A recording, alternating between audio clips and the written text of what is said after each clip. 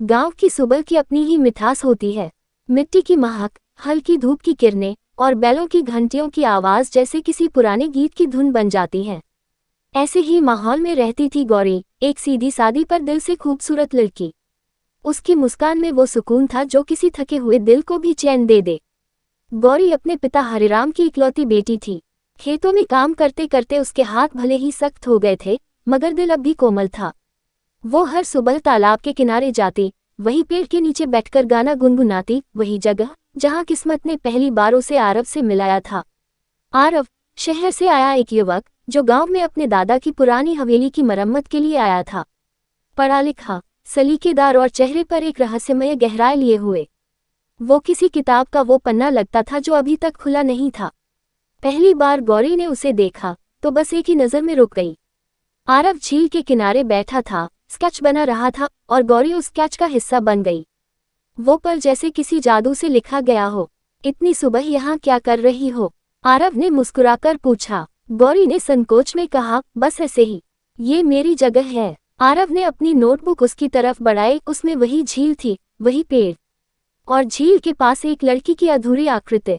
अब पूरी हो गई, आरव बोला, क्योंकि अब मुझे पता चल गया कि वो कौन थी।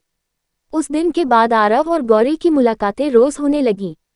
गांव के हर कोने में उनकी हंसी गूंजने लगी। आरव के शब्दों में शहर की मिठास थी और गौरी के लहजे में मिट्टी की सच्चाई। धीरे धीरे दोनों को एहसास हुआ कि जो महसूस हो रहा है वो इश्क है, वो जो आंखों से नहीं दिल से समझ आता है। गौरी आरव के साथ खुद को बदलते देख रही थी। वो अपने बालों में फूल लगाने लगी, आरव के लिए मिट्टी के दीप बनाती। एक शाम आरव ने कहा, गौरी, शहर लौटना होगा कुछ दिनों के लिए, कुछ जरूरी काम है। गौरी की आंखें भर आईं, तुम लौट आओगे ना?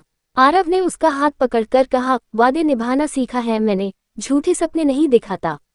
गौरी ने उस दिन उसे अपने हाथों से मिट्टी का एक छोटा सा दीपक दिया, जब दिल उदास हो इसे जलाना, मेरी यादें रोशनी बन जाएंगी। आरव चला गया। दिन हफ्तों में बदले, हफ्ते महीनों में, मगर आरव नहीं लौटा। हर शाम गौरी वही झील किनारे जाती, हवा से बात करती और उसकी यादों में डूब जाती। गांव में लोग बातें करने लगे, शहर का लड़का था, चला गया। गौरी तो अब भी उसी का इंतजार करती है। एक रात बारिश बहुत तेज हुई, आकाश जैसे अपनी सारी बेचैनी बरसा रहा था। गौरी उसी पेड़ के नीचे भीग रही थी, अचानक उसने दूर हवेली की दिशा में रोशनी देखी। दिल धड़क उठा। आरव, वो भागती हुई पहुंची। हवेली के दरवाजे खुले थे, भीतर सब कुछ वैसा ही जैसे छोड़ा गया था, पर दीवारों पर धूल और मकरजाल। अंदर एक पुरानी नोटबुक पड़ी थी, वही स्केच वाली। गौरी के हाथ कांप रहे थे। उसने पन्ने पलटे, हर पेज पर उसकी तस्वीरें थीं, हर मुस्कान, हर पोज, हर याद। और आखिरी पेज पर लिखा था, अगर कभी लौटा नहीं तो समझ लेना, मेरा प्यार यही रह गया है। गौरी रो पड़ी। वो नोटबुक सीने से लगाकर बाहर आए, तभी हवेली के एक कोने में एक आवाज गूंजी।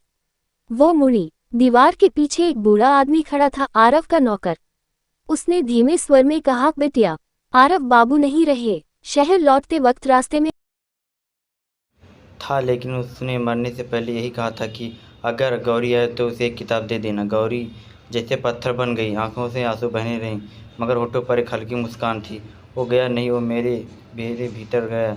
उस दिन के बाद गौरी हर शाम वही दीपक जलाने लगी, वही जो उसने उसे दिया था। लोग कहते कि झील के किनारे हर अमावस्या की रात को वह दीपक खुद ब खुद जल उठता और उसकी रोशनी में एक लड़की गुनगुनाती हुई सुनाई देती। सालों बाद गांव में एक शहर का लड़का आया हवेली खरीदने। उसने दीवारों के पीछे वही पुरानी नोटबुक पाई। उसने उसे खोला तो उसमें एक नई लिखावट थी, इसकी आखिरी खुशबू वहीं बसती है जहां वक्त थम जाए और यादें सांस बन जाए। वो मुस्कुराया और झील के किनारे देखा, पानी पर एक दीपक तैर रहा था।